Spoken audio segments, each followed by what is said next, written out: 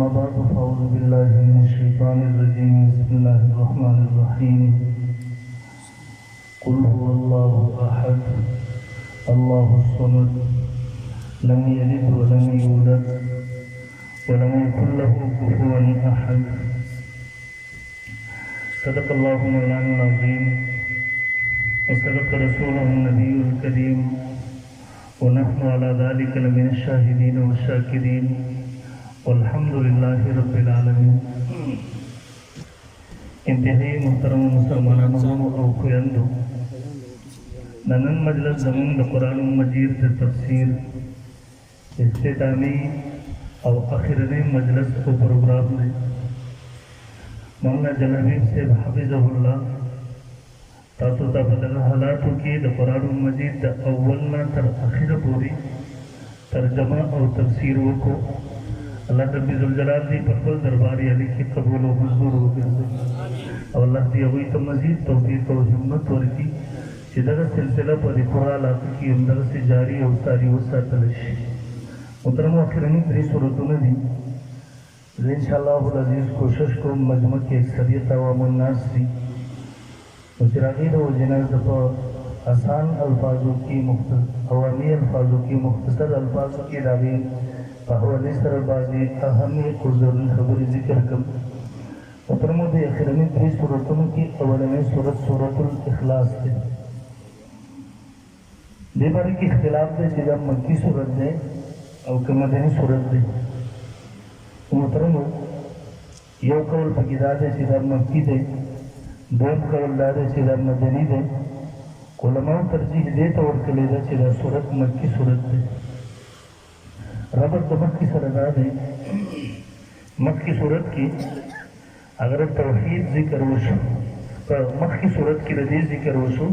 कि अबू लहब इस्लाम दुश्मन रसूलुल्लाह सल्लल्लाहु अलैहि वसल्लम दुश्मन हलाक शो दे सूरत की मुहतरम दा जिक्र के अगर वली हलाक शो ज़िक्र चीज़ आगे सर द तौहीद खजाना न हो आगे रसूलुल्लाह सल्लल्लाहु अलैहि वसल्लम रिसालत न मनो इस्लाम न मनो द खजानी न और द दौलत न महरूम हो न प्रदेश सूरत सूरतुल इखलास की मसला द तौहीद अल्लाह रब्बुल जलाल जिक्र कई सराहतन में मसला तौहीद जिक्र की और इशारतन बदानी सर रिसालत रसूलुल्लाह सल्लल्लाहु अलैहि वसल्लम जिक्र की और शान नुज़ूल मुहतरम वज़ीदाद है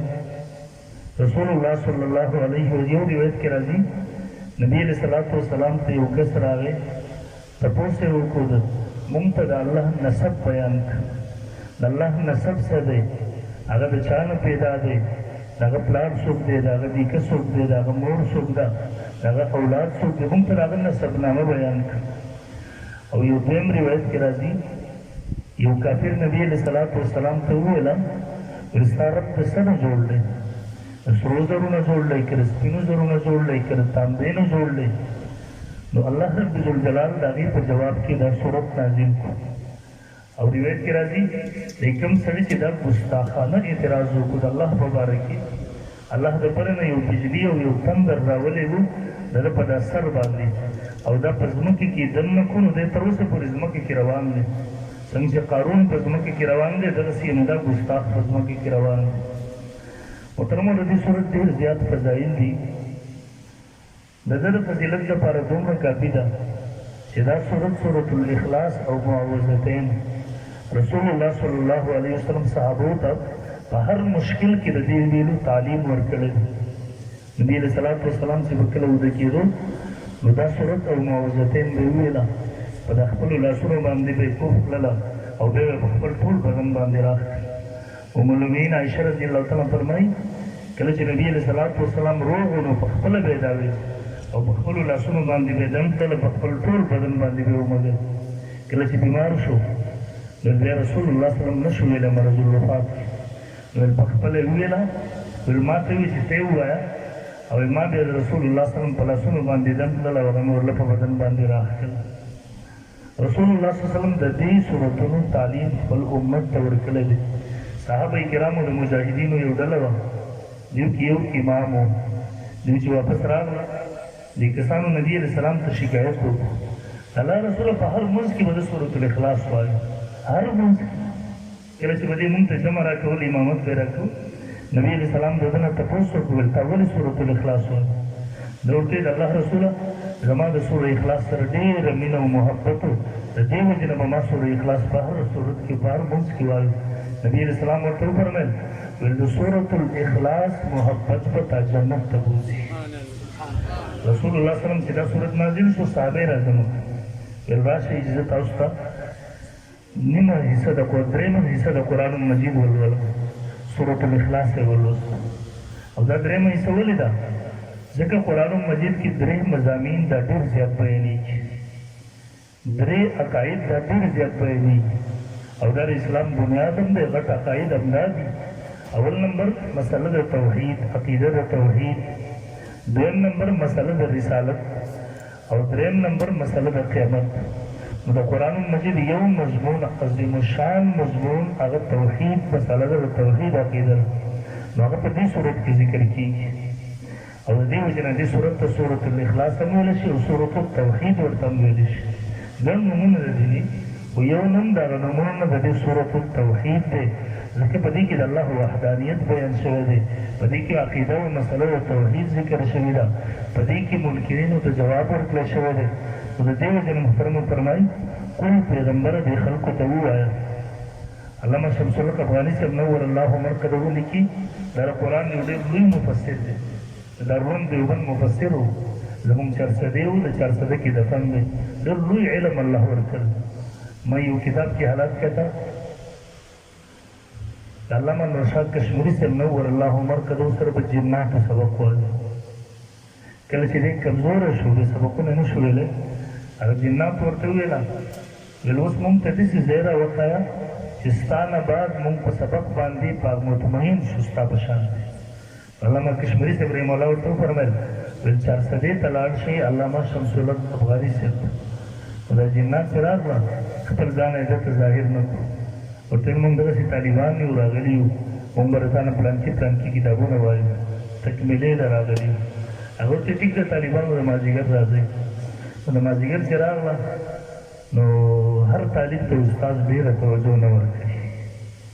ځکه چې اوس ته راشي بې ټایم هم راشي او اوس ما ته تکمیله شروع کړو نو تکمیله خو هم څه زور غواړي او بیا سهولت نه وي وسایل اسباب نه وي یقینا دا پړول ډېر مشکل کار دی مولانا جلابیب صاحب تاسو ته ټول قرآن ووایي ما په فیسبوک باندې کله کله کتو راغله غیرته ما ویل دې ته ګوره یقینا چې زنانه ورته ناستې دي خو دې ځان نه په کمره کې غریب ناست دی خدمت په خپله باندې کې قرآن مجید راغستی دی مقصد یې صرف او صرف چې د الله د کتاب خلکو ته بیان شي مونږ ته خلک ویل چې تاسو د دې خلاف وایي چې قرآن مجید عوامو ته مه بیانوئ نو مونږ ورته د تاسو الزام لګوئ تاسو تهمت لګوئ مونږ دا نه دي ویلي چې عوامو ته قرآن مه بیانوئ دا قرآن خو راغلی د دې لپاره دی چې د عوامو ته بیان کړي البته دا وایو چې امي سړي له دا جرأت مه ورکوه چې هغې دلته څلوېښت ورځې تفسیر وکړو اوس قرآن راغلي خلکو ته تفسیر کړي ځان نه شیخ القرآن جوړ کړي نو هغه غریب د قرآن الفاظ بیا نه شي ویلی او خلکو ته د قرآن ترجمه او تفسیر کړي نو یقینا د ده د تباهۍ دپاره ده هم به کافي ما ډېر کتلي دي په دا فیسبوک باندې راشي قسم دی د ماضي او د مضارع د ترجمې فرق نه شي او دومره لګیا وي که نه زمونږ علاقه کې یو و یو کوپي لږ کمه کړم یو کوپي کمه کړم داسې بیان نه کوم درس کوم خلکو سمجھ کې راشي زمونږ علاقه کې یو و سکول استاذ و نو بیا یې زمونږ کور خوا ته یو ډېر غټ هسټل و مونږ په دې کال باندې دې ځای ته راغلي وو د اوبو لږ تکلیف شو نو بل ځای ته راغلو خپل علاقه کې نو دلته یې د دې خلکو ذهن سازي کړې وه چې څوک بحث کوي څوک مناظره کوي څه کوي ما ته یې راولئ په څه کې مقابله کوي اختر تېر شوی نو دی به دې یو ډېرې غټې لوډسپیکرې په دا هاسټل باندې لګولې وې ټول علاقې ته به یې وراوړول په زور باندې څوک راتله نه خپل هلکان به یې د سکول والا کېنولي استاد به ورسره و په دې هاسټل کې ماسخوتنۍ و 15مه سپاره شروع ما ته خو د تبلیغي امیر صاحبانو ویلي وو ما ورته ویل صحیح ده هغه ورځ ماسخوتن مونځ زموږ د تفسیر شروع کړل ساعت خو ما اورېدو بهر بیا ورته ما ویل چې زه امیر صاحب ورشو مونږ چې راغلو دی په 15مه سپاره کې د بدقسمتۍ نه لګیا و نو مونږ راغلو د ده په دې تفسیر کې شامل شو چې شامل شو نو داسې دعا وکړله هغه بیاز یې ورنه واغېستو ویې وړو د ما سره بس خبره شروع کړه ګپ شپ ما ورته جي شیخ سرفراز خان صفدر صاحب نور الله مکو زما استاد هم دی زما پیر هم دی ما بیعت ورسره کړی زه د هغه ډېر صفتونه وکړله بس ما هېڅ خبره به دلته جوړه شوه ما دی به خبره وکړو زه جوړه نه شوه بیا ما ورته ویله مولوي صاحب دا تفسیر چې تا وکړو ستا د تفسیر مطابق زما ذهن ته یو اشکال راغی ستا د ترجمې ما ته ویل کوم آیات نو د 15مه سپاره کې یو آیات ویلی وإذا أردنا أن نهلك قرية أمرنا مترفيها ففسقوا فيها فحق عليها القول فدمرنا تدميرا کله چې موږ اراده وکړو د یو کلي د هلاکولو نو موږ د دې کلو مستو خلکو ته حکم وکړو هغوی نافرماني شروع کړي موږ یې هلاک ما ورته مولوي صاحب د دې امرنا تعلق د څه سره دی دې زما په دې خبره پوهېدو خو ځان یې ننګاره کول دغه استادان هم یې دوه ناسو سټوډنټان یې ناسو نو دې دا خبره چل ول کوو ما ورته جي لاول خو ما ته علمي انداز کې ما دې امرنا تعلق د څه سره دی نو دې په دې خبره قصدن ځان نه پوهېد ما ورته جي الله د څه حکم کوي نو دی وایي چې په ظاهره جوړېدو هم دغسې الله د نافرمانۍ حکم کوي ما ورته ښځې چې د نافرمانۍ حکم کوي بیا پې الله عذاب ولې ورکوي الله حکم هم وکړو د یو کار د په دې عذاب هم ورکوي نو دا خو ظلم دی او الله منزه دی پاک دی د ظلم ما ته وایي خو ته به د شا ورته ولوم عذاب عظیم سره څه کوي ما ورته مولوي صاحب زه په دې ځای کې ولګوم خو پرېږده دې کې خبره کوم بیا ما ته وایي د امرنا معنه دا ده الله فرمایي چې مونږ حکم نه کوو مونږ القا وکړو ته القا ما ورته خو الله یې کوي که د القا الله کوي بیا دې عذاب ولې ورکوي ما اعتراض په ځای دی بیا ما ته وایي د امرنا معنه دا نه ده چې مونږ حکم وکړو معنه دا ده مونږ چې د ښه طرف پټ کړو د غلط ورته ښکاره کړو د بده لاره ما ورته مولوي صاحب دا خو هدیناهم نجدین مخالفت کوي الله وایي زه ورته دواړه غلطه یوه دې پټه کړي ما دی غوسه شو دغسې ډډه یې وهلې ده ما ته وایي ما خو درته درې تفسیره وکړه ستا هغه سرفراز خان یې څه ترجمه کړې ده خپل ګنډ دی بهر راوي ما ورته مولوي صاحب غوسه کېږم دا درې تفسیره دې کوم ځای نه وکړه ماخذ یې ښودی شي ما که ځان نه دې وکړو که د ځان نه کې خو من فسر برأیه فلیتبوأ مقعده من النار څوک چې د قرآن تفسیر د ځان نه کوي جهنم کې خپل ځای ټکانه تیاره کړه قرآن ګپ دی چې تر دې تفسیر دغسې کې مړه زما یو امي ملګری و ږیره خرول زما طالبۍ وخت و نو دلته به یو کس راتلو رځي و دا سابې خوړدو والا یو پنج پیرې نو دلته به دوکان کې رسوي یو ورځ راغلم زه تازه ترجمه کړې ورته لاړو ما ته وایي یو آیات یې ووایو ټولو مفسرینو دا تفسیر کړی دی او دا غلط دی څومره مفسرین صحابه دي تابعین دي تر حضرت تر اخره او ما ته وایي زموږ شیخ صاحب دا تفسیر کړی دا صحیح دی ما ورته ویل ښه نور مفسرینو دا کړی د هغې په خلاف ستا شیخ صاحب دا کړی نو ما ورته ویل تا دا حدیث اورېدلی دی من فسر برأیه فلیتبوأ مقعده من النار تا خو خپل شیخ جهنمي کړو په دې سره مونږ د دې شیخ خلاف یو چې امې له دا جرأت نه ورکړو چې قرآن راواخلي بیا خلک ګمراه کوي بیا کله د قرآن آیات راواخلي کله یې په ټول په تبلیغانو بیټ کوي وایي حضرات ریونډیه او پلانکې او پلانکې کله د قرآن آیات به راواخلي او بیا وایي تبلیغیان زموږ د قرآن مخالفت کوي نو تبلیغیان د قرآن مخالفت نه کوي خو ته چې هغه یو آیات ترجمه په 2 سیکنډو کې وکړي او بیا یوه ګنټه د خېټې نه ګند راوباسي خلکو ته وایي تبلیغي د دې خلاف دی وایي چې فضایل اعمال وایي قرآن نو ته چې را کوم قرآن وایي قسم دې زم دی اورېدو ته نه یم تیار زه د دې د بندولو دا ورته ورکوم تبلیغي زما په علاقه کې ما به تفسیر کوو قسم دی ما ته به اول تبلیغیان ناسو قرآن به راغستی نو دا الزام لګوي نو د هغه سړي دې زه مې ته چې کله غوسه شو ما ته ما خو 3 ترجمې وکړې ستا هغه سرفراز خان یې کړ تفسیر ما ته مولوي صاحب غوسه کېږم د شیخ رحیم الله وړوکې کاپي د 40 دن کې د طلباو لیکلي علماو اوس کتابي شکل کې چاپ ده شیخ دا اعتراض کړی دی په 2 کرښو کې 3 جوابات کړي ایو جواب د په خپل ترجمه کې کړی و خو د غریب نه خو بیاز اغستی و د ټول علم بیاز کې و نو غریب ته بیا پته نه لګېده نو ما ورته مولوي صاحب هغې یو ترجمه کړې امرنا به معنی کسرنا ابن عباس رضی الله عنه فرمایي مونږ زیات کړو مست خلک د دې کلي هغوی نافرماني شروع کړي مونږ یې هلاک کړو او دویم ابن مسعود رضی الله په حوالې سره په حواله د بخاري نقل کړي امرنا مترفیها ای بالطاعه مونږ د کلو مستو خلکو ته د اطاعت حکم مونږ دوی نافرماني شروع کړي مونږ یې هلاک کړو او شیخ دریم تحقیق د تفسیر کبیر نه نقل کړی دی وایي دلته امر دی خو امر تکریمي دی تشریعي نه دی لهذا اعتراض نه واردېږي برحال نو دا الزام دی تهمت دی چې مونږ وایو چې عوامو ته تفسیر مه وایي مونږ وایو عوامو ته تفسیر د قرآن بیان کا او بابا امیل دا صورت مور کو چې 40 دن تفسیر یو کو قرآن رواغ سوزه په ذکر ګمراه کیپټن مسعود احمد عثماني په دې ګمراه شوی دغه چې څومره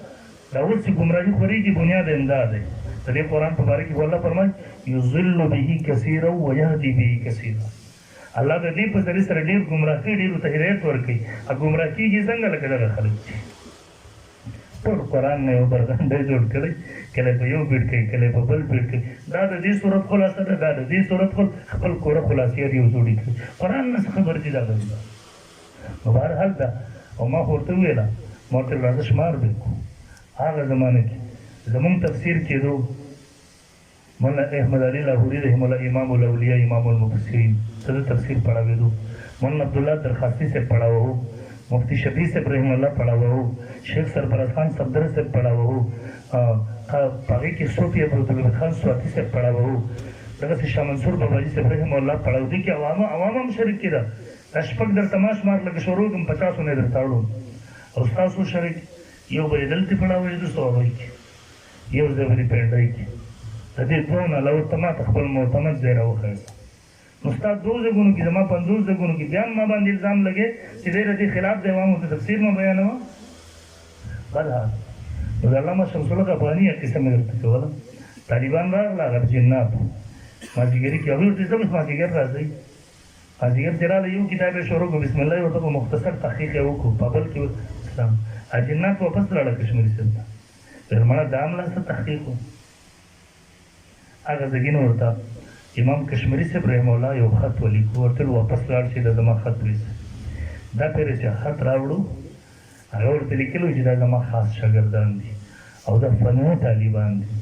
او دا خصوصي طالبان دي بیا ورته علامه شمس الحق افغاني صاحب رحم الله کېناستو کتابونه کولاو کې به ورته شروع وکړي او دې شمس الحق افغاني صاحب د قرآن مجید د یو پاو تفسیر یې کړی دی چا راجمع کو په 15 جلدو کې او دا نه چې خوا دې خوا کیسې پکې کړي ټول د قرآن د دې آیتونو سره متعلقه بحثونه دی کړي یو پاو په 25 جلدونو کې دا اوس راجمع شو لګیا دی خبره علامه شمس الحق افغاني صاحب فرمایي چېرته چې قرآن مجید کې لفظ د قل راشي په دې کې نبی علیہ السلام ته الله وایي دا خبره اعلانا وکړه اعلان وکړه ښکاره دې ټولو خلکو نو نبی علیہ السلام ته الله فرمایي قل دې خلکو ته اعلان وکړه ښکاره ورته ووایه هو شان دا دی دا هو موږ طالبانو ته وایو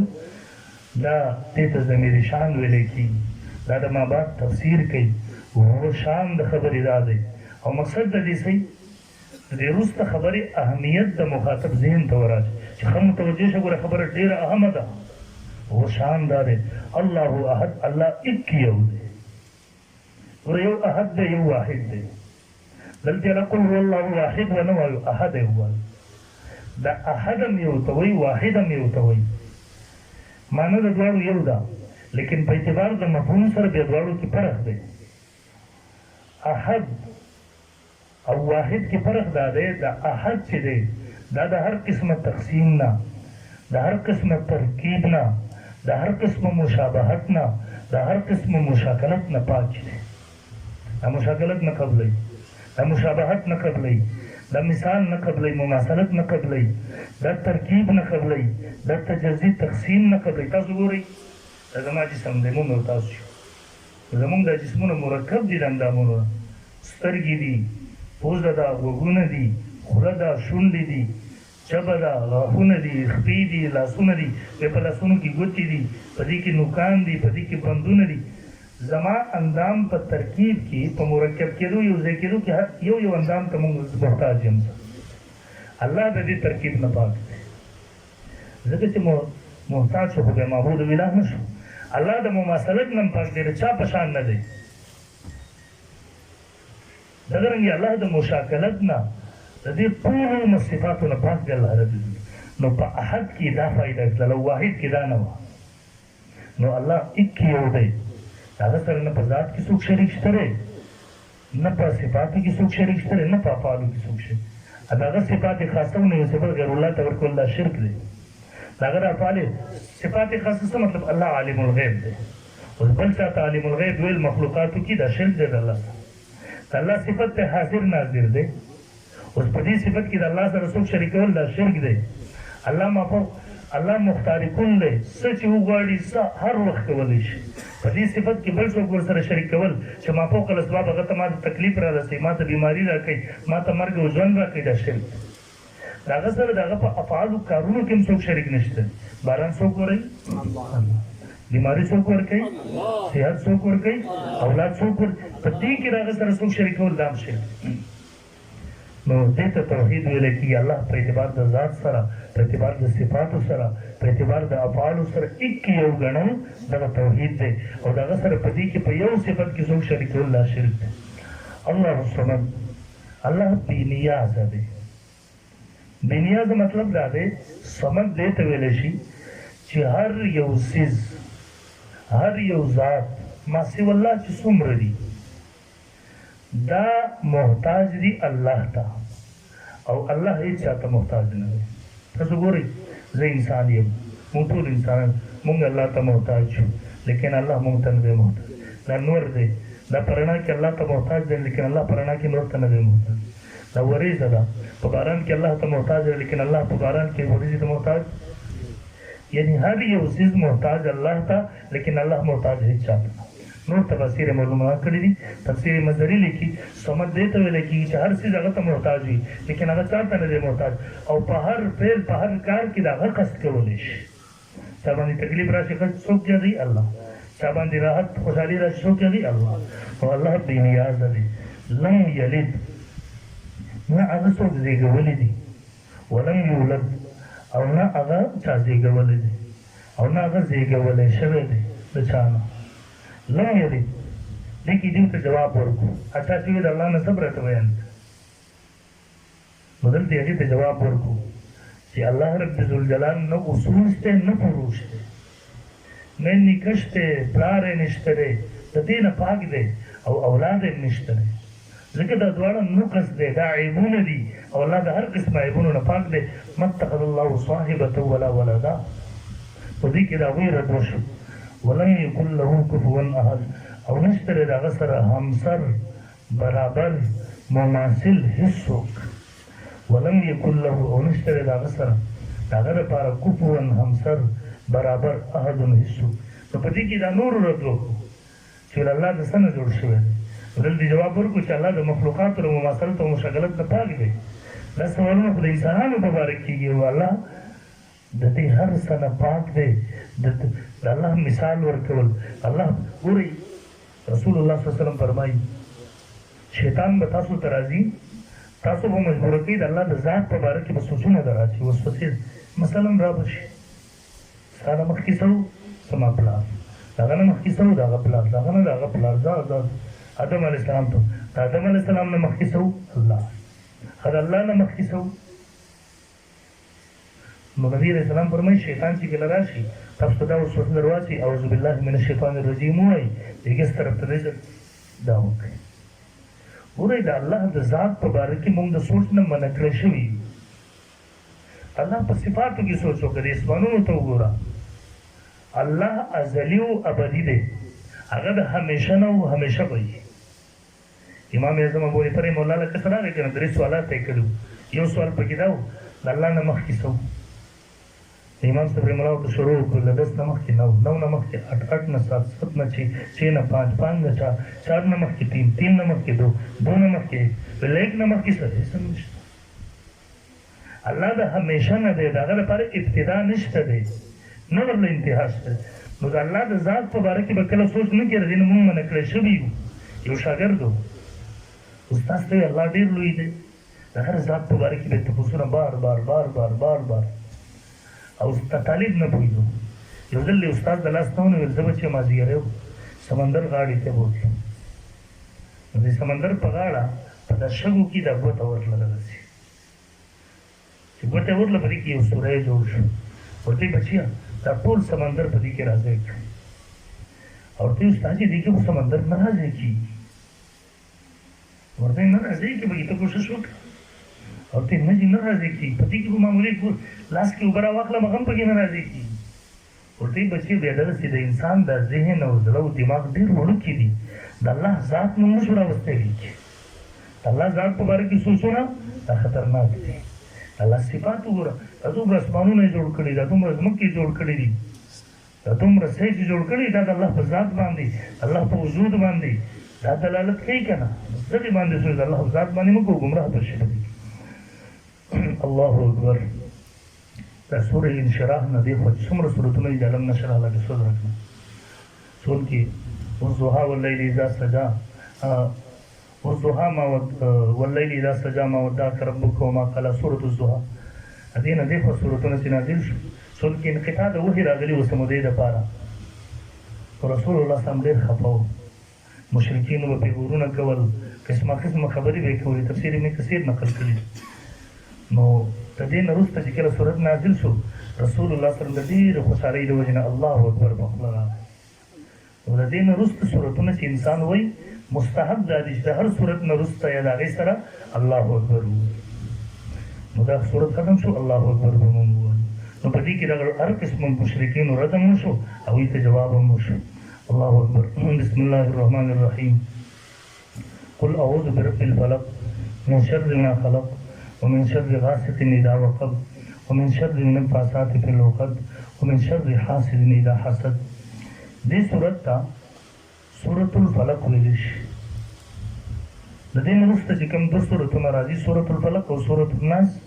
دې ته معوذتین ویل شي. دا سورتونه د دې په باره کې اختلاف دی چې دا مکي سورتونه دي که مدني سورتونه دي. یو قول پکې دا دی چې دا مکي دي، خو راجح خبره دا ده علامه الوسی رحمه الله لیکلي دا سورتونه مدني دي ځکه په دې کې د سحر او جادو او د هغې د توړ ذکر دی. رسول الله صلی الله علیه وسلم باندې سحر جادو مدینه منوره کې شوی. د دې وجې نه علامه الوسی تفسیر روح المانی کې ترجیح دې ته ورکړې ده چې دا مدني سورتونه دي. معوذتین محترمو د مخکې سره ربط څه دی؟ نو په تېر صورت کې مسله د توحید ذکر شوله. نو اوس په دې صورتونو کې چې انسان سره چې دولت وي که نه دغه دشمنان هم ډېر دي. نو په دې صورتونو کې د دشمن نه د بچ کېدو طریقه ښیي، د دشمن سره د مقابلې طریقه ښیي، د هغه نه د بچ کېدو طریقه ښیي، علاج راښیي. زه طالبۍ وخت کې یو ځای کې ناست وم، د یو سړی لګیا دی و یار دوکه مسلمان کوي، غلا مسلمان کوي، دروغ مسلمان وایي او لګیا شو. یو بوډا ورسره ناست و ډېر ښایسته جواب یې ورکړو. د عوامو ته الله کله کله ذهن کې ډېر ښایسته جواب ورواچوي. هغه ورته ګوره دشمن ډاکو چې راځي که نه غل، نو هغه کور ته راځي چې په هغې کې څه کوي که نه، په خالي کنډر ته غل څه کوي چې راځي. نو کافر سره څه دی؟ هغه شیطان څه کوي؟ ایمان خو مسلمان سره دی، نو شیطان به ده پسې راځي، خامخا به دا کارونه. دا کله کله ذهن ته الله ورواچوي. د هندوستان کې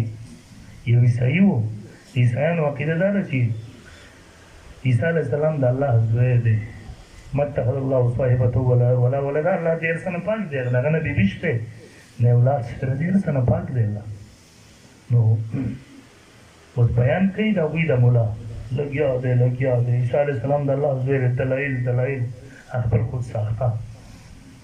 علما نه وو دې مجلس کې. مولا یعقوب نانوتي صاحب فرمایي کله د عوامو ته الله ذهن کې داسې یوه خبره ورواچوي چې سړی لا جواب ورکړي. یو زمیندار کاکا پسې پاڅېد، ورته وایي دې ملا ته وایي د الله څو زامن دي؟ ورته یو. ورته د الله عمر څومره دی؟ اوس په خپله هغه حمي لهجه کې راځي. ورته د الله عمر څومره دی؟ ورته یاره الله خو ازلي دی و ابدي دی. و یاره دا ازلي ابدي نه پېژنم، ما ته صفا پښتو کې وایي 100 کاله عمر دی، 1000 کاله دی، 1 لاک دی، 60 کاله، 100 کاله، څومره دی؟ او ورته یې بس داسې ووایه چې 1000 کاله دی، 1 لاک کاله دی. اوس اوس ته خبره کوي چې موږ زامن یې څو دي؟ یو. ورته دا خو ته د الله صفت نه بیانوې، دا خو د الله عیب بیانوې. ورته څنګه؟ د امي سړی زمیندار ورته وایي ګوره زما 60 کاله عمر دی او زما 10 بچي دي، او د الله 1 لاک کاله عمر شو، د هغه یو بچی شو. دا ولې کمزوری دی؟ دا خو ته کمزوري بیانوې د الله لپاره. الله هر صفت چې ثابت دی کامل ثابت دی. دا ګوره مونږ هم وینو، الله هم ویني، مونږ مخې ته وینو، شاته نه وینو، ښیګس طرف ته نه وینو. الله به یک وخت د هر څه ویني، د هغه نه هېڅ څیز نه شي پټېدی. نو دی لا جواب علامه نور شاه کشمیري صاحب لیکلي فیض الباري کې ویل زه روان وم،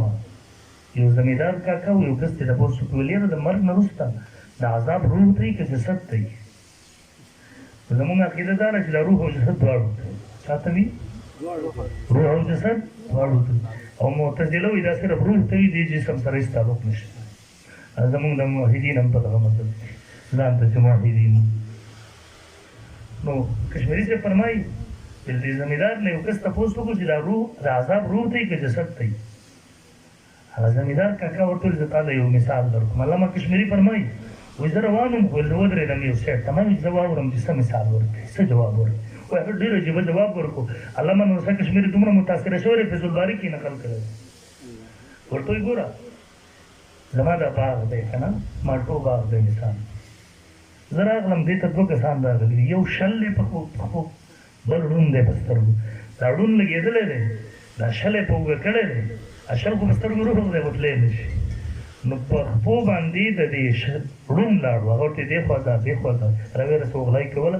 وایي زه چې رانم ما دواړه ګیر کړي. وایي زه به اوس چا ته سزا ورکړم؟ ړوند ته سزا ورکړم؟ هغه وایي ملګري زما قصور ځکه نشته دی چې ما ته لار نه وي معلومه، ګوره سترګې باندې لیدل نه شم کولی، زه دې راوستی اشل چې را ایساروم. اما ته وایي ملګري ما له سزا مه راکوه، زه مجرم نه یم، ځکه زما خو خپې نشته دی، زه ده راوستی. هغه ورته زه به چا له سزا ورکړم؟ هغه ورته عقل دا وایي چې دواړو ته به سزا ورکړي، لیکن دا یو د بل نه بغیر نه شو راتلی، بل د بل نه بغیر. ویل دغه مثال د روح او د جسد واخله. روح بغیر د جسد نه څه نشي کولی، جسد بغیر د روح نه څه نشي کولی، دواړو له به سزا ورکړي. نو کله کله د عوامو ذهن ته الله یو ډېر ښه مثال ده. خو خبره مې دې پورې کوم چې کله دولت خزانه وي نو بیا دشمنان هم زیات دي، نو د دلته د دشمنانو علاج الله ورکړي. نو دې صورت ته سورة الفلق ویل کېږي. د دې دواړو صورتونو ډېر فضایل دي. رسول الله صلی الله علیه وسلم کله چې به موده کېدو دا صورتونه به ویل، معوذتین او سوره اخلاص، او خپل امت ته نبي علیه الصلاۃ والسلام د دې تعلیم ورکړ. څه سخت مشکل حالات به راغله، نبي علیه الصلاۃ والسلام به دا صورتونه تلاوت کول. قل اوایه پیغمبران اعوذ. د دې محترمو شان نزول سو نو په دې کې ډېر روایات دي، حاصل او خلاصې دا ده. ام المؤمنین عائشہ رضی الله تعالی فرمایي دا روایت بخاری شریف کې مشته دی، مسلم شریف کې مشته دی، نسائی شریف کې مشته دی، او د مفسرینو تفسیر ټولو کتابونو نقل کړي دي، مشهور دی. نبی علیہ السلام بیمار و، دا بیماری د یو روایت مطابق د شپږو میاشتو پورې، د یو روایت مطابق 4 میاشتو پورې. نبی علیہ السلام بیمار و، پته نه لګېده د بیمارۍ اثرات د سحر او جادو، دا پته نه لګېده چې بیماري څه ده. او په دې سحر جادو کې هم دقسې ودرېږي، دقسې لګېږي. ته زه ټسټ کوه، ټسټ یې نه راغلی وي، روغ یې، ډاکټر له به ورشې پته نه لګېږي د بیمارۍ، هغه هم درته طاقت دوایانې درکوي. فیضل صاحب په دې ځای مې درد دی، هغه چې ورله ټسټ کوي، الټراساؤنډ کوي، روغ دی، هېڅ پته نه لګي، دوایي به درکوي، دوایي به اثر نه کوي. نو دا علامه ده دی چې سحر جادو دی. نو بیا د یو قابل عامل نه چې پوهه وي، تجربه کار وي، الله نه یریدونکی مسلمانی، هغه نه خپل علاج وکړه. په دې کې ګڼګبان ډېرې ګورې، هغې نه ځان ساتئ. اکثر ولورسې پیسو 30,000 راوړه، په تک کاله جادو شوی، هغوی وهم جوړه ایستلې ده. هسې چې خوځې یم که نه په تک کاله جادو شوی دی، په تک پلانکې جادو 50,000 راوړه او 20,000 راوړه، زه به دې دا ټول ګپ شپ دی، شته دی، تکړه عاملان پکې دي، خو ډېر ګڼګبان دي. نو ځان د هغې نه ساتئ. دغسې حالات چې انسان ته راشي نو دا د دې علامه چې په انسان باندې سحر جادو دی. اوس نن سبا ډېر زیات دی، دا یهود یې ډېر کوي، ډېر خلک په دې کې اخته دي، الله دې معافي وکړي. او بیا ورته دغه جعلي خلک ناست دي، 2 نمبر پیسې لوټي. ما یو پروړ د پېښور کې زه ځل ورغلم، بیماره وه، ما ورته ویل پروړ ته مې ویله څه ولې چل دی د باندې، ما ته ویل چا را باندې جادو کړی دی، هغې انصافي کړې وه. هغه عامل ویل دلته یو عیسایي دی عامل دی، هغه راته وایي چې په تا کاله جادو دی، 50,000 روپۍ ویل رانه اخېستې دي، ویل چې زه به ستا علاج په قلاره قلاره کوم. نو د جادو علاج الله په دې قرآن کې ښوولی دی. د اخرني 3 سورتونه سار 3 ځل وایه، ماښام 3 ځل وایه، په ځان دم کوه، که مسله دې ډېره زیاته وي. شیخ الحدیث مولانا زکریا صاحب رحمه الله منزل میلاویږي، دا منزل ځان ته وایه، خپل معمول جوړ کړه، سهار یو پیر وایه، ماښام سب قسمه جادو په تا اثر نشي کولی. او که بیا مسله دې زیاته و جادو در باندې 3 ځله سهار وایه، 3 ځله ماښام وایه، ځان ته پې اوبه دم کړه، دا اوبه څښم ټوله ورځ، او دا ځان هم پې دموه. او که تکلیف دې د دې نه هم نور زیات نو دا 3 ځله ووایه سهار په دې ځان ته اوبه دم زیاتې اوبه دا ونڅکه او په دې غسل هم وکول هم به په دې باندې نو انشاءالله چې سرات به دې سره ختم شي قرآن علاج کوله دی په که مسله بیا هم نه کنټرول کېده وایي یو عالم د الله نه یریدونکی پوهه عامل هغې له لاړ شه چې ستا خیر غواړي کاروباري نه وي د هغې نه به یې خپل علاج نو ام المؤمنین فرمایي نبي علیه السلام یو ورځ د خوب نه پاڅېدو ویل ما ته ویل چې عایشې ما ته خپله بیماري وښودلی شو ویل ما ته یې تفصیل تپوس وکړو نو نبي علیه السلام وفرمیل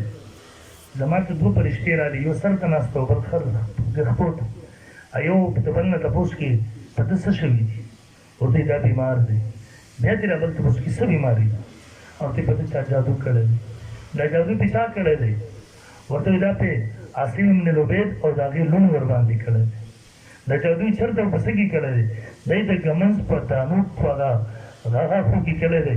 او دا بیر زروان پلانکیزي په کوهي کې هلته د کجوري په ګیلاب کې هغه بنده کړی ورته رکانې د لاندې پرته رسول الله صلی الله علیه وسلم چې بیدار شو ما ته خپله بیماري وښودلی شو صحابه ځان سره کړله بیر زروان د کوهي ته لاړو زروان صحابه کرام ورښکته شو او دا ګټه یې لرې کړه دا اوبه چې وه د نکریزو رنګ شوي وې سختې د دې نه چې د ګمنځ راواغېستله د کجوري د دې ګلاب نه یې راواغېسته رسول الله صلی الله یو یختی حاصل کړی و دې ګمنځه کې 11 غاښې وو 11 غوټې یې ورکړې وې هغې راکولاو کړه او دا 2 سورتونه نازل شو په دې کې 11 آیاتونه کې یو آیات پرې وایو او دا یو غوټه به یې کولول او به یې کوو چې 11 والا غوټې کولاو شي رسول الله صلی الله علیه وسلم فرمایي زما وجود داسې آزاد شو لکه د بدن نه چې یو لوی پیټ او یو لوی غر لري د صحابو تپوس کړو د الله رسوله دا چا کړی مونږ ته یې راوښله نبي علیه السلام انکار وکړو بل خبره زما د ذات پورې وه بس ما معاف کړي دي خو حکیم ذات چا چې د نبوت او د رسالت توهین کړی و هغوی یې نه دي معاف کړي چا یې رشته دار یې ولي لیکن چا چې ذاتي دغسې نقصان ورسولی و هغې ته یې معافي کړې بدله یې نه نو دا 2 سورتونه په دې باب کې نازل شو قل ووایه پیغمبره اعوذ زه پناه غواړم برب الفلق په رب د سبا باندې د رب تفصیل به تاسو ته شوی بار بار فلق دا محترم چاودلو ته ویلی فالق الحب والنوا دا نوه چاودي د دې منځ نه تیغ راوځي دغسې د شپې دا توره تیاره تاسو د سهار منظر ګورئ لکه دا تیاره چې چاودي او د دې نه سبا راوځي رڼا زه خپله صبح عمرې ته تللی یم الحمدلله الله دې مونږ تاسو ټول بار بار بوځي دا 2 ځل زما راتګ چې و واپسې د شپې وه نو بیا دوبۍ کې م 2 ګنټې شپې وه دوبۍ نه بیا دې خوا راتګ و نو دوبۍ نه چې بیا کله مونږ راتلو همدا ټایم و سهار کېدو دا منظر ما کتو که نه ویښ و ورته ما هغه ملګري ته ویل ما دا ډېر ښه منظر وي خو د کېږي مه دا صحیح نو ته چې ورته ګورې یقینا لکه یو شی چې وچاودي دا نه وچاودي او تیغ ترې راوځي دغسې لکه دا تیاره چې وچاودي او د دې نه دا رڼا ورځ راوځي نو په دې کې اشاره وکړله دې خبرې ته چې ګوره څنګه چې دا شپه دا توره تیاره کې مصیبتونه یې مشکلات دي دا چې ختم شي سهار راشي ټول مشکلات مصیبتونه ختم شي حتی چې په یو بیمار تکلیف وي سبا راوخېږي تکلیف کې کمی راشي ختم شي نو دې کې اشاره شو دې ته چې ته په الله سره پناه حاصل کا انشاءالله الله به ستا ټول تکلیفونه دغسې ختم شي څنګه چې د شپې تیارې سره دا ختم شي من شر اعوذ زه پناه غواړم برب الفلق په رب د سبا باندې من شر ما خلق د شر د هغه څه نه چې پیدا کړي دي الله تعالی دې کې مفعول به نه دی ذکر کړی د سر شر نه نو په دې کې ټول شرور داخل شو مفعول به کله حذف کېږي د تعمیم دپاره اکه غټ شر دی وړوکی شر دی اکه د انسانانو شر دی که د جناتو شر دی اکه بدني شر دی که روحاني شر دی که دنیایي هر قسمه شرور دی هغه پکې ټول راغله چا پیدا کړي الله پیدا کړي ومن شر غاسق او د شر د تیارې نه اذا وقب کله چې ښه خوره شي توره تیاره شي د دې وخت نه په خصوصیت سره پناه ولې وروسته کېږي ځکه تاسو کتلي شپه چې سمه تیاره شي دا سړی خپل لاس هم نه ویني په دې وخت کې ډاکوان ډاکو ته ځي په دې وخت کې دشمن په خپل دشمن پسې ځي وراوړي هغه ولي په دې وخت کې لړمانان ماران دا بهر شي دا تکلیف رسونکي موذي ځناور حشرات الارض دا ټول له شپې په دې تیاره کې شروع کړي نو د دې وجې نه او دا جادو هم چې کېږي د دې تعلق د شپې سره وي. ومن شر النفاسات ومن شر غاسق نو د شعر د ترینه دا وخت به کله چې ښه خوره شي توره شي. ومن شر النفاسات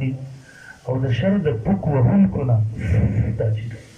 فعل وقت په غوټو کې دلته نفاسات دا خو یا د نفوسو جمع ده، نو نفس دا مذکر هم راځي مؤنث هم راځي، د دې وجې نه نفاسات ورته مؤنث راوړو صفت. ومن شر النفوس النفاسات د شر د هغه انسانانو نه چې پوکي کوي په غوټو کې.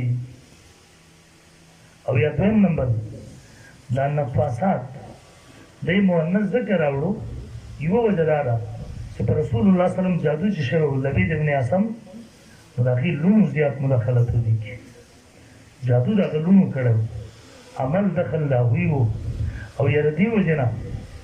چې دا جادو چې دی زیات تر دا سحر جادو زنانو کې دا صفت معلومته کېږي. الله دې زموږ زنانه وساتي امید وي. لکه مسله راشي بس بیا خو عامل ټول غړي د پلانکي سره نه وي څه تکلیف مسله راغلې ده ورته راله په تعویض وکړه. ما ته تیر کې وم ډېر مخکې سبق ته ناست وم، یوه زنانه ویل مشره زنانه ده او هغه نه ځي، وایي چې خامخا در سره مېلاوېږي. نو ګورښه کې هغه زنانه راغله ما ته وی ډېرې خیرې وکړې، ما ته وایي چې وایي زما بچي دي په سعودي کې او هغه ورنداریانو هغه زما هغه څه ورته وایي د هغه بچو ښځو مې انګوریانو مې هغه یې رانه پردي کړي. ما ته وایي داسې تعویض راله وکړه چې خدای تباه او بربادي کړي. نو ما ورته ویله بهی ما له خو دغسې تعویض نه راځي چې زه دغسې څه وکړم او هغه تباه شي. ترڅه خو الله کوي، البته داسې تعویض به درله وکړم چې الله تاسو ټول جوړ کړي وخبر وایي نه نه جوړېدل چې نه. نو دا مصیبت وي. الله تعالی دې زموږ زنانه وساتي، پیسې هم تباه کړي او دا قسمه خلکو له تلل سحر جادو کول دا کفر دی. په دې سره سړی کافر کېږي، بل ته ضرر رسول او سحر جادو کول. ومن شر النفاسات او د شر د پوک وهونکو نه فی العقد په غوټو کې دوی هم هغې کې منځ کې غوټې ورکړې وي 11 او په هره غوټه کې یوه ستن ورکړې وه. او یو روایت بیګا ما کتو مولانا شغیلاري صاحب رحمه الله نقل کړی دی، وایي دوی یو ګوډاګی غونته کې جوړ کړی او بوت غونته کې جوړ کړي. دا جادوران اکثران دغسې اکثر دغسې او په دې کې ستنې ورکړې وي 11 بیا. ومن شر حاسد او د شر د حسد او پناه غواړم د شر د حسد کوونکي نه اذا حسد کله چې حسد کوي. ګورئ حسد دا ډېره خطرناکه بیماري ده. حسد دې ته ویلی شي. دویم د دې حافظ صاحب سره مولانا جلابي صاحب ته دا نعمت الله ورکړی دی، نو دی ولې ورکړی دی چې دا د ده سره نه وي؟ پلانکې اخیسته دی، نو دا ولې خیسته پیدا دی؟ دی دې خیسته نه وی، اګر که زه ومه که نه خو چې دی نه وی خیسته. د بل چا نه د نعمت د زوال تمنا کول دا حرام دی، دا ناجایز دی. اسمان کې اوله ګناه دا شوې وه، ابلیس د آدم علیه السلام سره حسد کړی، او په ځمکه کې اوله ګناه دا شوې وه قابل د حابل سره حسد وکړو هغې ختم کړو. دا خطرناکه بیمار. د امام اعظم ابو حنیفه رحمه الله سره اولنی بیم او د امام ابو حنیفه رحمه الله سره ډېر حسد شوی و، ډېر زیات. یحیی ابن معین رحمه الله د 10 لکه حدیثو حافظ و، امام ابو حنیفه شاګرد و چې به وکاته چې د امام ابو حنیفه سره خلک حسد کوي، نو یې به فرمیل حسد الفتى اذا لم ينالوا سعيه فالقوم ازداد له وخصوم كزرائر الحسناء قلنا لوجهها حسدا وبغضا انه لذميم. دغه ځوان سره خلکو حسد شروع کړو، کله چې مرتبې ته نشي رسېدی، دغه خدماتو ته نشي رسېدی، اذا لم ينالوا فالقوم ازداد، خلکو دشمني شروع کړله، حسد یې شروع كزرائر الحسناء قلنا لوجهها حسدا وبغضا انه. جنکۍ ملګري وي په دې کې یوه جنۍ ښایسته وي سپینه وي الله ښایست ورکړي، نور ملګري د حسد د وجې نه څه وایي دې تور مخې ته وګوره. دغسې امام ابو حنیفه حاسدین په هغه دا حسابونه دی. نو حسد ډېر خطرناک شی دی، الله دې ته مو وساتي. دویم غیبته ده. غیبته جایز ده بلکې ثواب دی. یاره مولا جلبي صلی الله علم ورکړی د قرآن ترجمه یې وکړه، کاش چې دغسې علم الله مال هم راکړی وي، د ده سره هم دې وي ما سره پلانکي له مال ورکړی دی، یاره چې دغسې مال یې مال هم راکړی وي، دله ښایست ورکړی دی، یاره چې دغسې ښایست یې مال هم دسه دې مې مال دې هم راکړ، دا غیبته ده جایز ده په دیني اعمالو کې د ثواب په وجه. وفي ذلک فلیتنافس المتنافسون، الله وایي په دې کې د سیالي کوونکي سیالي وکړي. او حاسد چې کله حسد شروع کی به سړی ته تکلیف رسي نو رسول الله صلی الله علیه وسلم چې جادو سیر کړو هم دغه حسد د وجه نه کړو یو حسد راوغسته دغه قتل منسوبې جوړې کړلې نو چې پاږي کې ونه شولا رسول الله صلی الله علیه وسلم باندې سیر جادو کو دی يهود د قتل هر منسوبې وکړ ناکام شو دی شو او دا سیر جادو یقینا انسان ته سخت تکلیف ورکړي رسول الله صلی الله علیه وسلم باندې جادو شوی ام المؤمنین فرمایي نبی علیہ السلام به یو کار کړو خیال به د زمانه دی وګوره دا فرق چې راغلی په دنیوي امورو کې دینی امورو کې څه قسمه فرق نه دی راغلی د هغې حفاظت عصمت نبی معصوم وي نو په دې کې څه قسمه کمی کوتاهي د نبي نه نشي راتلی په دیني امورو کې او یقینا انسان ته سخت تکلیف زه د تېرو ورځو کې بیمار وم زما بیماري تقریبا 2 میاشتو ته ورسېد بیمار حکیمان ډاکټران ډېره کیسه وو زه هم نور تنګ شوم دغسې به شوم څه قسمه علاجونه اوبه بیا دلته یو عالم دی عامل دی هغه راله ملګرو راوست 3 عاملان نور هم راوست دی لږ تکړه و دی چې راغی یقین وکړه داسې دا د سحر جادو ټول حکومت چې ډېر سخت طریقه ده او بیخي د مرګ کوشش یې در باندې کړی نور د دې نه زیات تیز څه لاره نه وه دوی سره یقین وکړه سهار له د هغه کار وکړو ماسپښین له شپه تېره شوله سهار ته د جلسو ته لاړم 3 جلسې مې په ورځ باندې وکړې 3 به د دې ډېر سخت اثرات دي په رسول الله صلی الله علیه وسلم باندې جادو شوی دی دا بعضې منکرین حدیث وایي په نبي علیه السلام جادو نه دی شوی او د عقل په بنیاد باندې اشکالات او اعتراضات پیش کړي ټایم نشته دی چې ما ټول نقل کړی وي تاسو هر باطل چې راځي اگر عقل په بنیاد انکار کوي قرآن نه وایي حدیث نه په ظاهره قرآن ټارګېټ جوړ کړي نن زماني منکرین عذاب قبر چې دي هم ټول دا اشکالات پیش کړي عقلي اشکال قرآن بر ظالم مخې ته پروت دي او یې ښه وایي عذاب د قبر شته دی نو چې راځي سم دې ته قبر نصیب نه شو هندوانو وسوځو په هوا کې والوځو نو دلته خو قبر نصیب نه شو عذاب کوم ځای کې نو ما هغې ورته ویل ما ورته د پلار خو چا نه دی سوځولی که ښخ کړی ویل او نو ما ورته له هغې په باره کې خو له اول خبره وکړو که نه چې دا کوم ښخ شوي دي کوم چې سوځېدلي هغې باره کې به وروسته خبره وکړو زمونږ متکلمینو دومره پورې هم لیکلي دي د جسم دا یوه ذره الله د روح د دغه ذراتو سره تعلق قایم کړي د عذاب یې ثواب ورکړي د کوم چې مستحق بهرحاله تفصیلي بحث دی دلته نه کوم الله اکبر بسم الله الرحمن الرحیم سورة الناس مخکې صورت کې د هغه دشمن ذکر وشو چې هغه تا ته دنیوي نقصان رسوي په دې صورت کې د هغه دشمن ذکر کېږي چې تا ته اخروي نقصان رسوي د آخرت په حوالې سره یا داسې ووایي چې په مخکې صورت کې د هغه دشمن ذکر وشو چې هغه ستا په جسم باندې حمله کوي جسماني دشمن مولانا سیندي صاحب فرمایي او په دې صورت کې د هغه دشمن ذکر دی چې هغه روحاني دشمن دی ستا په روحانیاتو باندې حمله کوي نو فرمایي شان نزول د دې او د مخکې صورت یو دی قل ووایه پیغمبره اعلان وکړه اعوذ زه پناه غواړم د رب الناس په رب د خلقو ملک الناس ګوره مخکې ویل رب الفلق او دلته وی رب الناس برب الفلق ورته دلته څه شو برب الناس دا ولې ګورئ هلته برب الفلق ویل دا جسماني تکلیف چې وي دا انسان سره خاص نه وي انسان ته هم رسېږي دغسې حیواناتو ته هم رسېږي لیکن روحاني نقصان تکلیف دا د انسانانو سره خاص دی چې دغه نورو مخلوقاتو سره تعلق نه ساتي نو یې فرمایل برب الناس اعوذ زه پناه غواړم برب الناس په رب د مخلوق د انسانانو ملک الناس زه پناه غواړم په بادشاه د انسانانو اله الناس زه پناه غواړم په معبود د انسانانو ووایه پیغمبره زه پناه غواړم په رب د خلقو ملک الناس چې بادشاه د خلقو دی اله الناس چې معبود د خلقو دی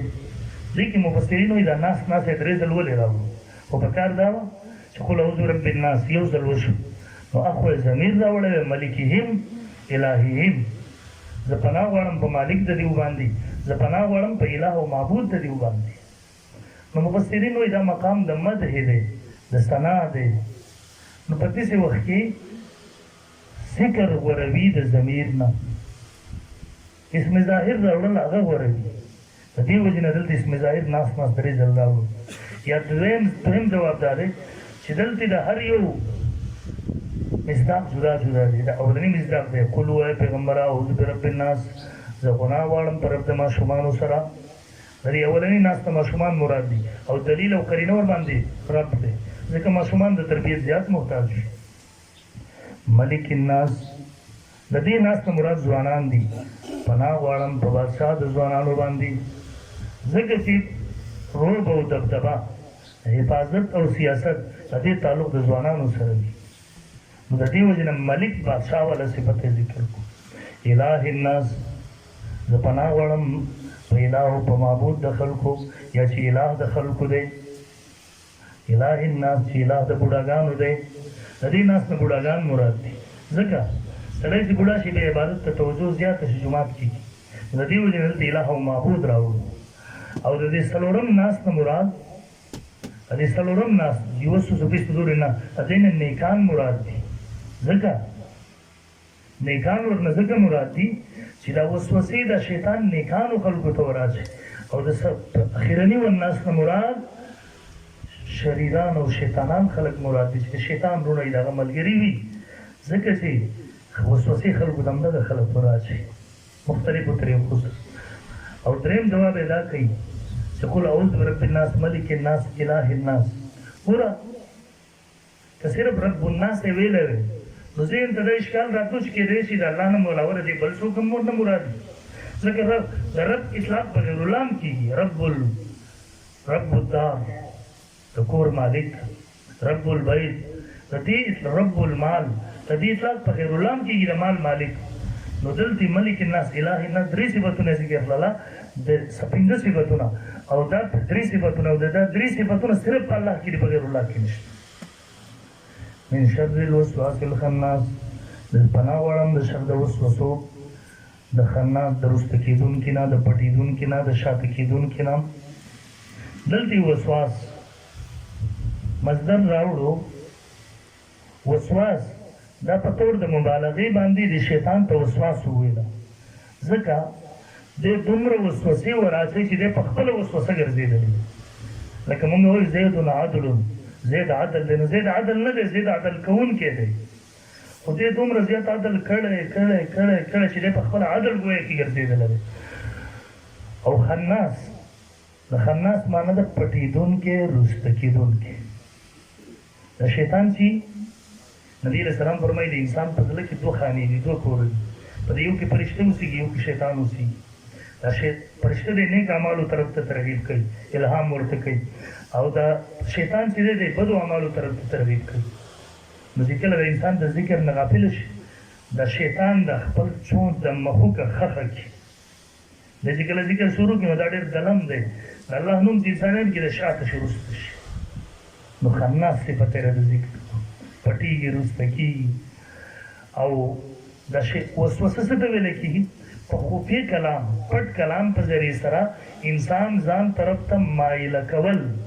په داسې اواز سره چې هغه اورېدلی کېږي خو نه لیکن انسان هغه محسوسوي په هغې پوهېږي دغې ته وسوسه ویلی شي. نو الله دې ته طاقت ورکړی دی هغه وسوسه اچولی شي. الذي هغه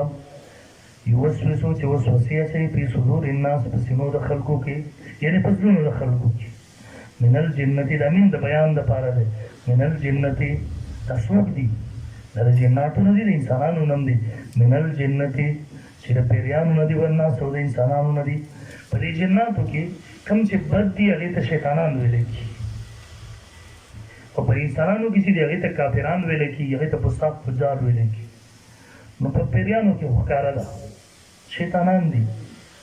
چې زموږ نیکه سره دښمني کړې وه موږ سره کې قدم به قدم را سره دی. د انسانانو نه څه مراد دی هلکه دا مې ذهن ته رانله. نو د انسانانو نه وسوسه داسې وراشي د انسان مخې ته راشي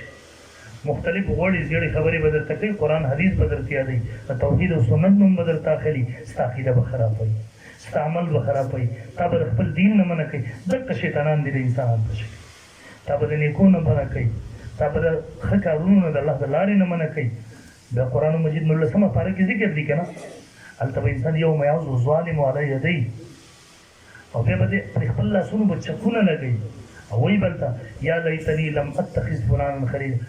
کاش چې ما پلان کې دوست نه جوړولی لقد اضلني عن ذکر بعد اذ زه د الله د دین نه غافله کړم ګمراه کړم په بله لاره یې بوتلم. نو صحبت صالح تو را صالح کند صحبت طالب پورا طالب د نیک سړي دوستي به دي نیک یو د بد سړي دوستي به دي بد کړي نو الله دې موږ د بدانو د مجلس نه اوس خطي امید وو ډېر محترمو د قرآن مجید اولنۍ صورت وو سورة الفاتحه اخرنۍ صورت د سورة الناس او سورة الفلق ربط دا دی اولنۍ صورت کې د الله حمد او ثنا بیانېدو نه وروسته د الله نه استعانت او د صراط مستقیم باندې د تلو درخواست والله نو چې کله انسان ته نیغ لارم ملاو شو صحیح ملګري ملاو شو او د الله امداد هم حاصل شو اوس د دشمن خطر ده په لاره نو اخرني دوه صورتونه موږ تر وکړو چې د دشمن نه د بچ کېدو طریقه دا ده دشمن نه بچ کېدل ضروري دي دشمن نه ځان بچ کې پرې طریقې سره او دویم د قرآن شروع د بسم الله د بانه شوی و د بین او ختم یې په سین باندې وشو الناس نو باو سین چې یو ځای کې بس راځي د بس معنی د کافي یعنې ستا د هدایت دپاره ستا د خیر دپاره ستا د نجات دپاره دا قرآن کافي دی بل کتاب پسې مه ګرځېدلی دی په مقابله کې رسول الله صلی الله علیه وسلم حدیث دغې تفسیر دی فقهای کرام د قرآن او سنت شرح کړې ده اجتهادي مسایلو کې نو چې موږ دغه کلک ونیسو انشاءالله موږ به نجات بیا موضوع موږ به هدایت بیا موضوع الله دې موږ ته په دې باندې عمل کولو توفیق راکړي محترمو رسول الله صلی الله علیه وسلم فرمایي نبی علیه الصلاة والسلام فرمایي هغه سړی غوره دی چې هغه منزل ته ورسېږي او بیا روان شي یعنې چې قرآن یې سر ته ورسو او بیا شروع د شیطان هغه تمه یې ختمه کړله هغه اوس تمه نه شي لرلی زړه یې وچاودو په هغه ځای کې نو دلته ختم شو اولنۍ صورت به صرف په طور د ترجمې باندې بیا ووایو چې قرآن ختم شو بیا هم شروع کړو بسم الله الرحمن الرحیم الحمدلله تمام ثنا صفتونه ثابت دي خاص الله لرا رب العالمین چې رب د مخلوقاتو دی الرحمن بے حد مهربان الرحیم انتہائی رحم کون کې ډېر زیات رحم کون کې دی مالک یوم الدین چې مالک دی د ورځې د جزا ایاک نعبد خاص دتا عبادت کو صرف ستا عبادت کو و ایاک نستعین صرف دتا نه مدد غواړو خاص دتا نه مدد غواړو اهدنا الصراط المستقیم وښیه موږ ته لار نیغه صراط الذین لار دغه کسانو انعمت علیهم چې تا انعام کړی په هغوی باندې غیر المغضوب علیهم نه دی غضب کړی شوی په هغوی باندې ولا الضالین او نه ګمراهان دي آمین بسم الله الرحمن الرحیم الف لام میم الله اعلم بمرادی الله پوهیږي په معنی د دې حروفو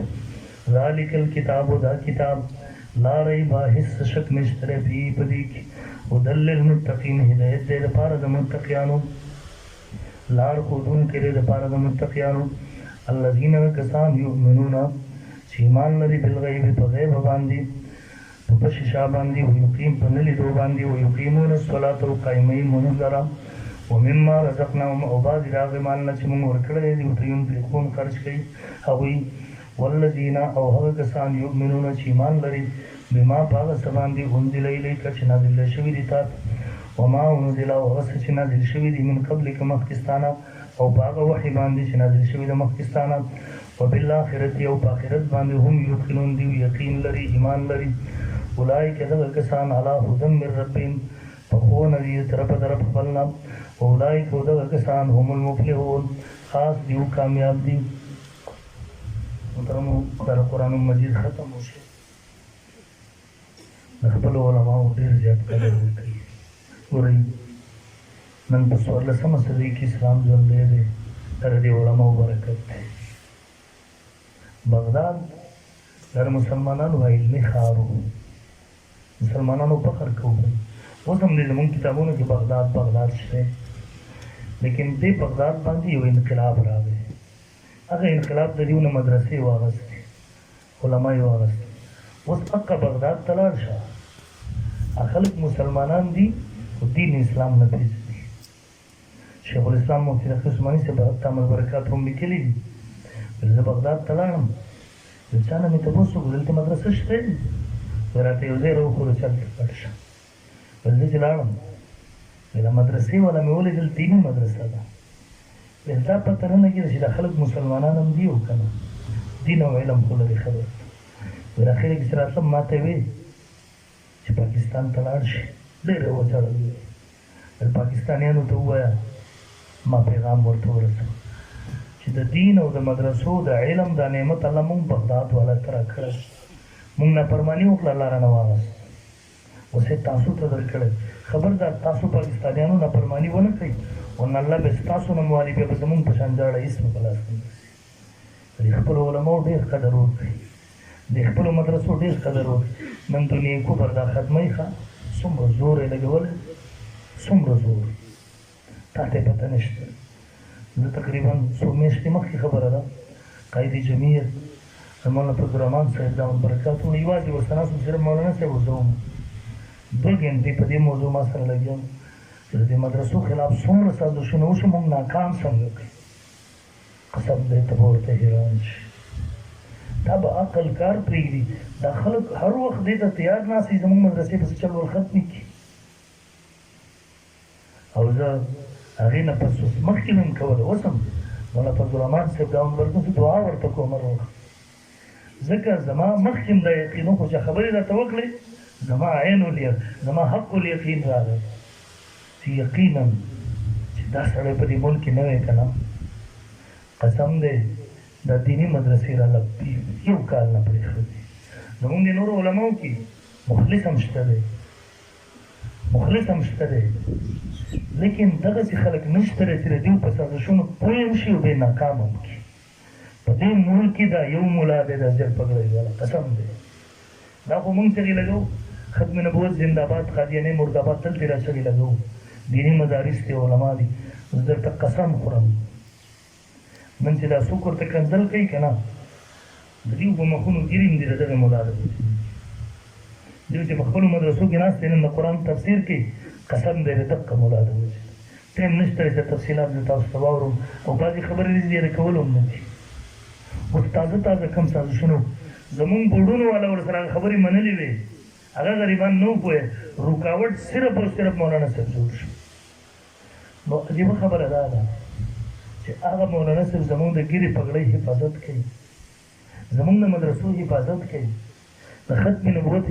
ګورئ د ختم نبوت مسله چې راشي تاسو لیدلي په دې اسمبلۍ کې شیخ رشید غونډه کې مردار سړی بدکار سړی هغه اواز چاته کوي مولانا فضل الرحمن دی کله د مدرسې خبره راشي ته ګوره د بریلي مکتبه فکر دي د دیوبند هر مکتب دا ټول مولانا صاحب ته راغلي چاپېري ورله هم کې حکومت کې نه دی دغسې هره دا به افسوس نه وي چې ما ته پته ده چې یو سړی په دې ملک کې زما د دین خدمت کوي